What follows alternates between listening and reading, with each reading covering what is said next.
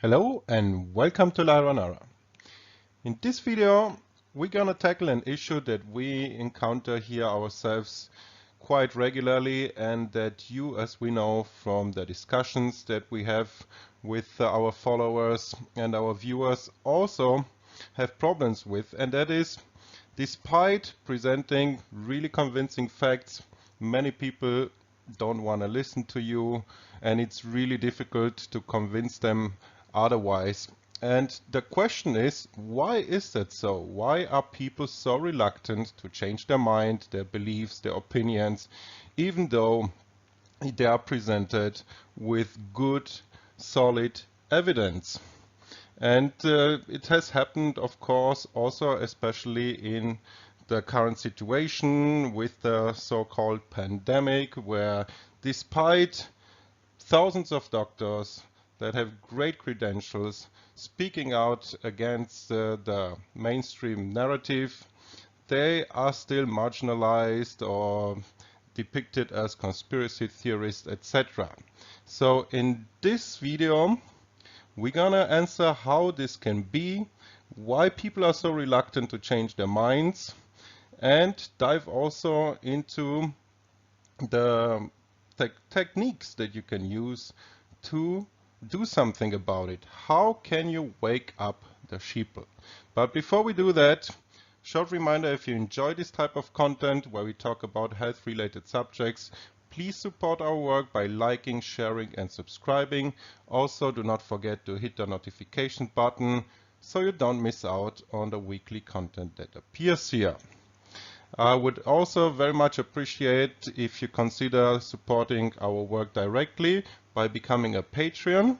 Link is in the description box below.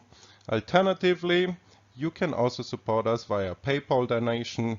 Link is also in the description box below. Your support keeps this channel going and is very much appreciated. Thank you for that. And without further ado, let's dive right into the subject while the sheeple remains silent and how to wake them up. And it all has to do with fear and power. Power always needs a justification, like a bloodline, for example, that is still being used by aristocracy. Or fear, alternatively, in a democracy where you cannot justify your power through your bloodline anymore. And this has been going on for thousands and thousands of years, and it has been well known since the antique. For example, Polybius, who lived between 200 and 120 BC, he was a very famous Greek historian of the Hellenistic period. He is also very important for his analysis of the mixed constitution and the separation of powers in government, and therefore he was also a major influence for the creators of the United States Constitution. And he said the following, quote, "The crowd is moody, full of unreasonable passions and irrepressible anger.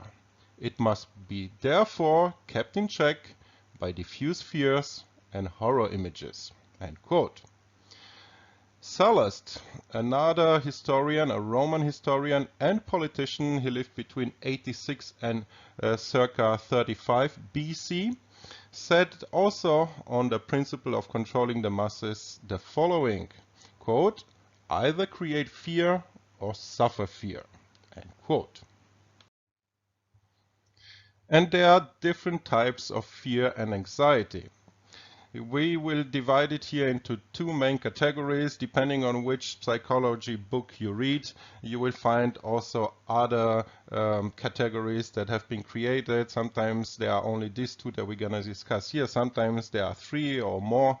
But for our purposes, it's enough to divide it into reality anxiety, also known as objective anxiety or concrete anxiety / fear, and neurotic, also known as diffuse anxiety / fear. So reality anxiety or objective anxiety is a fear of a tangible danger that disappears once the danger has disappeared.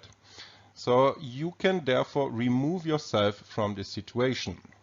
It's directed towards a concrete object, and the control of the ego is being threatened by an external factor in this case, rather than by an internal conflict. Great example is when you are being attacked, for example, by a tiger. You can either run away or close your eyes, so you can do something about this anxiety and fear. The second category is the so-called neurotic fear or anxiety.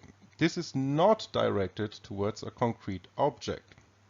Freud, who coined this term neurotic fear, believed that the human psyche is composed of the ID, the ego, and the superego, and they all work together to create complex human behaviors. According to this topographical model, the ID seeks to fulfill all its wants, needs, and impulses, while the superego plays the critical and moralizing role. The ego is the aspect of personality which deals with reality, having to cope with the conflicting demands of the ID and the superego, according to Hall, and this was published in 1954.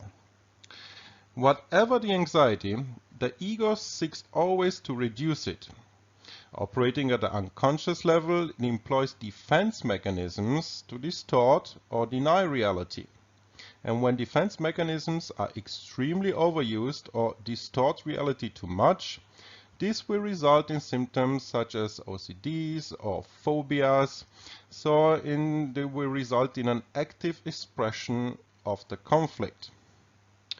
For power and rule purposes, the neurotic fear/anxiety is the best suited for maintaining a power position, because the individuum feels powerless in front of it. And therefore, real fears have to be transformed into neurotic ones by the people in power. The politologist Franz Neumann wrote in his book Fear and Politics, published in 1954, quote, "Fears which we can overcome are transformed into such where we have little or no chance of solving them by ourselves." So how are those neurotic fears created then? Well, one possibility that we see in action also right now is through tangible events which can be perceived as a threat. One of the techniques that is often used is fear-mongering. Think about the weapons of mass destruction, terrorism. You can see here one of the headlines on the right: terrorism, asymmetric warfare, and weapons of mass destruction defending the US homeland. And also, of course, you can see it in the current pandemic used as well, where there is a lot of fear-mongering going on. The politologist John J. Mearsheimer said in his book Why Leaders Lie, published in 2003, the following, quote, "Fear-mongering has played an important role in US foreign policy over the past 70 years. A second tactic that is often used, and you can see it again in action all over the place, is creating enemies. For example, Russia is the enemy, China is the enemy, the immigrants are the enemy, we always have a war going on against something, the war on drugs, etc., etc., etc. Harold D. Laswell said the following when it comes to creating enemies, quote, "There must be no question towards whom the hate of the public has to be directed." And the bigger the tension between the power elites and the general public, the more important it is for the people in power to redirect the anger and outrage towards internal and external targets to divert it so it is not directed towards the real problem. Structural factors which lead to neurotic anxiety are, for example, social uncertainty about your status quo, feeling of loss of control, lack of transparency of society, loss of private sphere through surveillance, psychic fragmentation, loss of identity, social atomization, so the dissolvement of social bonds, fears about the future, for example, job insecurity, and threats from flexibility demands. And all of those result in a feeling of powerlessness. This neurotic fear and anxiety that is created has detrimental effects on our psyche. One of them is that in order to deal with this neurosis, we direct the fear inwards towards ourselves, and this results in an increase in depressions, addictions, as well as psychosomatic reactions. And of course, we can see this in the statistics of modern societies where depressions are on the rise, addictions are on the rise, etc. It can also result in a tendency towards maintaining the status quo.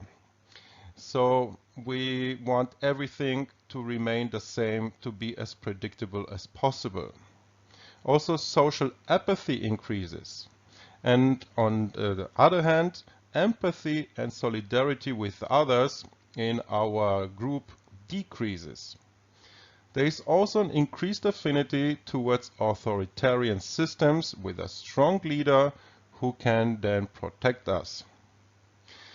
There is also a tendency towards a demonization of the others who threaten us, for example, foreigners, immigrants, the Chinese, the Russian, and this leads to an increase in racism and nationalism. By the way, racism is not about protection from foreigners, but the creation of this category of foreigners. And all of these effects are desirable for the power elites, as persons do not get involved in politics anymore and they distract from the real problems and who has caused them. So how is power stabilized and expanded by the people who want to remain in power or who want to get the power? There is the systematic creation of fear and anxiety against a target X. And X can be terror, it can be immigrants, can be fake news, can be the virus, right, like in the situation that we have right now, can be hate speech, etc., etc., etc. And we are then all in a permanent fight or a war against this X that has been created and that has to be fought. X is of course a distraction from more important issues such as the social inequality or the increasing power of the 1%, etc. X is also used to push through political decisions which would otherwise be impossible to and would not be accepted by the general public, like increased surveillance, bank rescues, removal of constitutional rights, abolition of separation of powers, etc., etc. And we saw this with the terrorist threat, and we see this again with this pandemic. It has been proven in psychology that fear reduces your ability to think clearly, and it also accentuates emotion over rationale. They found out that your IQ decreases by up to 20% when you are in a constant state of fear, which is quite handy for the people in power, of course. Tools that are often used by the people in power are perception management, control of the narrative, like you see it also in the current situation, disinformation campaigns, and creation of a culture of general fear. The establishment of a permanent state of emergency and the limitation of basic freedoms and rights is only possible when the population is in a perpetual state of fear. And people actually love bans and prohibitions when they have the impression it is about fundamental safety and health issues, like right now with the so-called pandemic, or just think about traffic laws, where we happily accept limitations because it's about our health and safety. So the question becomes then, if this is so clear and these tactics have been used for thousands and thousands of years by people in power, why is it so difficult to wake up to this truth? Well, the simple answer is that because awakening to truth is really not an easy process. It potentially can destroy your whole worldview. From birth on, we are continuously programmed and brainwashed to accept what the authorities tell us. For example, what our parents, our teachers, the experts, or the governments tell us. And these programs that have been implanted into us have a protection software, so to speak, to maintain our safe space or our comfort zone where we feel secure. The controllers of these programs also control the narrative, and anyone who confronts them is shamed, slandered, and marginalized. As a result, the individual can lose friends, jobs, social standing, and even their freedom. And people are, of course, afraid of those repercussions. Also, when you step out of your comfort zone, you will feel lonely, disoriented, vulnerable, angry, and confused. And it creates what psychology calls cognitive dissonance. So it creates stress, and we are trying to avoid it. Psychologically speaking, changing someone's mind is pretty difficult, therefore, even when we don't have to factor in politics or religion.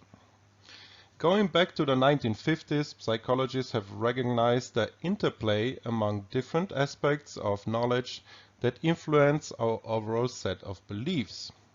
And building off that research, the cognitive scientist Paul Thurgard has more recently put forth the concept of so-called explanatory coherence.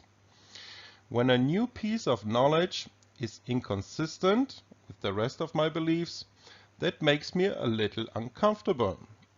And to resolve that discomfort, I have now two options. I could decrease the strength of my belief, or I could reject the evidence to resolve this cognitive dissonance. There are a lot of psychological terms, by the way, for the fact that people don't like to change their minds. Motivated reasoning, confirmation bias, or cognitive dissonance are some of the most popular ones. But you don't need academic semantics to know that trying to get somebody to see things your way is tough if they go into the argument with another point of view. You argue the facts as thoroughly and non-confrontationally as you can, but the facts don't seem to get you anywhere. So why do we cling to our views so tenaciously after they are formed? Interesting clues come from two areas of study: self-affirmation and cultural cognition. Both areas suggest that we cling to our views because the walls of our opinions are like battlements that keep the good guys inside, so us, and safe from the enemy without all those dopes with different opinions than ours. Self-affirmation conditioning studies have found out that before you start to try to change somebody's mind, you first ask them to remember something that gave them a positive view of themselves, because then they are more likely to be open to facts and to change their opinions. People who feel good about themselves are more likely to be open-minded. Cultural cognition is the theory that we shape our opinions to conform to the views of the groups with which we most strongly identify. We are social beings. We like to belong to a group, and that does two things. It creates solidarity in the group, which then in turn increases the chances that our group views will prevail in society. For example, our party will be in power. And it also strengthens the group's acceptance of us as members in good standing. Another reason why it's very difficult to change people's minds is what psychology calls reactance. And reactance can occur when someone is heavily pressured to accept a certain view or attitude.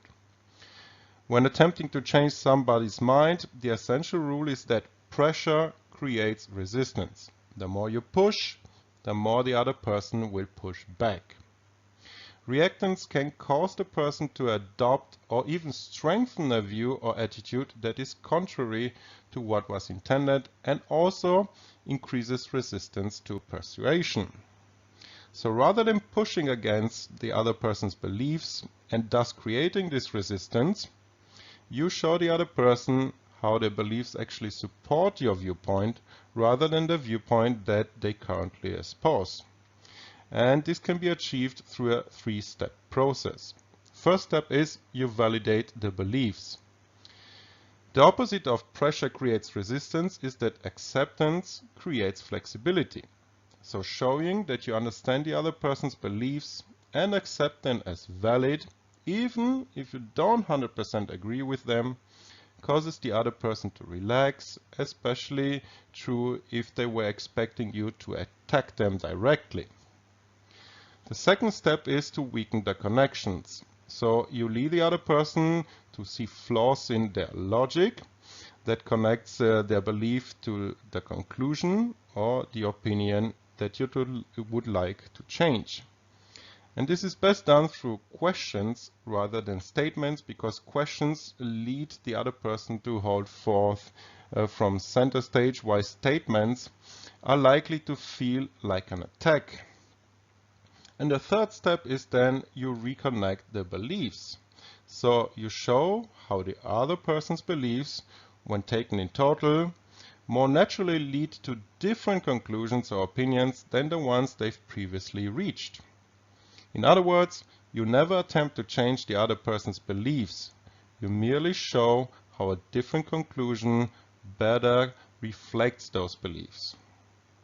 You can also use a person's history to your advantage. After all, no one is more persuasive to us than, well, us. So tailor your pitch to match things the person that you're talking to has done or said in the past. Cialdini says that you should align your recommendation with a statement of your conversation partner, like, I really appreciated what you wrote about equality and fairness, and that's why I'm asking you to move in the direction of greater diversity. And when it comes to changing someone's mind, facts do matter. And it's also important how you present the facts. First, let's discuss the facts themselves. When it comes to facts, you should provide information from multiple sources. After all, the easiest way for people to maintain their current beliefs is to decide that any contrary information is unreliable. Secondly, you should use authoritative sources. When people are given an expert's position on, for instance, difficult economic problems or the medical issues that we're facing right now, the areas of the brain associated with critical evaluation flatlines. That's what Cialdini, the author of the book Influence, The Psychology of Persuasion, says. If an expert says it, we don't have to think about it, he continues. If you can get people to believe you are an expert and get them to see you as trustworthy, no one can beat you. We are also trained to begin with our most compelling arguments, so the strongest ones first. Cialdini says that to establish trust and credibility, you should begin by describing the weaknesses in your case. People might be taken aback, he explains, but they like that you are being straight with them. And then you show how the strengths overwhelm the weaknesses of your case, and you win the day. What's more, the sense of coherence many of us maintain over our beliefs reflects both knowledge and emotion. Being settled in what you believe feels good, and ambivalence doesn't. So to change someone's mind, you also need to address their emotional attachment to what they believe. And don't expect fast results. For a while, it will probably feel like your arguments are falling on deaf ears. Because beliefs are driven by coherence, people will maintain the strength of their initial beliefs for quite a while. The more information that people get that supports an alternative, though, the more likely it is that the initial web of beliefs will collapse and be replaced by a new, no less coherent network with time. People's active resistance to efforts to change their minds doesn't mean that those efforts aren't working. Belief change is a war of attrition, not a search for the knockdown argument that gets someone to see things differently in one fell swoop. Just presenting good facts is not enough, however. It's also very much about how you present the facts. Researchers at Cornell University published a study, for example, examining the best strategies for changing someone's mind in an online forum. The researchers analyzed the online conversations in a Reddit forum called Change My View. And participants who used different words compared to their original poster, which is a sign of introducing a new point of view, were most likely to change someone's mind, they found out. They also found out that arguments using specific examples were more likely to change someone's mind. And on top of that, word choice is a very important factor. People who posted their original opinion using the word I, signaling a personal belief, were more likely to change their minds compared to people who used the word we in their posts, which signaled a broader viewpoint. People also who responded by qualifying their arguments, using words such as it may be the case, were more persuasive than those who posted staunch opinions. There is a personal aspect to persuasion as well. The concept of self-affirmation, that people need to feel a personal sense of identity and worth, is an important factor in persuasion. Research shows that by challenging, for example, Uncle George's political beliefs, you are questioning indirectly his personal judgment. But if you can find a way to say something nice first, either pay Uncle George a compliment or point out one of his views that you agree with, he'll be more likely to consider your perspective. Most of us think that the message and the merits of the message are the things that will convince people. But Cialdini says that usually that's not the case. Very often it's the relationship we have with the messenger, and it's not always therefore about the argument, but about the delivery. But even when you have great facts and you present them carefully and choose your wording carefully, it's not enough often, because, as John Adams put it, facts are stubborn things, but our minds are even more stubborn. Doubt isn't always resolved in the face of facts, or for even the most enlightened among us, actually. So intelligence has nothing to do with it. And also the credibility of the facts has nothing to do with it. So however credible and convincing those facts might be, it's not enough. The first thing you need to understand about persuasion, Robert Cialdini, the author of this book, Influence the Psychology of Persuasion, says is that what you're saying matters far less than who you are. The most important thing to remember when it comes to changing beliefs is that the facts are sort of secondary. The human element is what matters. He goes on to say that the mistake people make is using logic. For normal humans, data and evidence isn't the way to change a mind. Neuroscientist Paul Zak said. He went on to say that we are social creatures and we are fascinated by other humans. So it's not really about the story, even though, yes, the facts do matter. It's much more about the storyteller and the relationship you have with the storyteller. Therefore, it's much easier to influence people who are already close to you, like family and friends. We are far more easily influenced, as psychological studies have found out, by people we like or we have things in common with. And this is in part because their brains are already primed for the right chemical reaction, which is an oxytocin release. I can more effectively persuade you if I flood your brain with oxytocin. And if you are trying to convince a friend, a family member, a partner of anything, your odds are better if you soften them up with reminders of your closeness. Warm temperatures, eye contact, and touch, as neuroscience has found out, all prompt the release of oxytocin. So give them love and give them affection and tell them, I really want to help you understand this thing. So show empathy.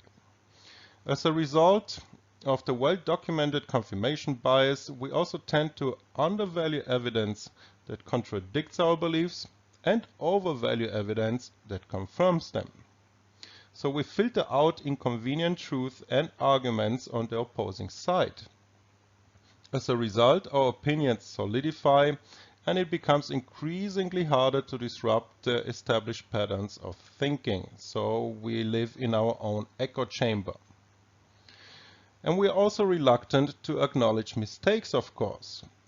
So to avoid admitting that we were wrong, we'll twist ourselves into positions that even the most seasoned yogi cannot hold.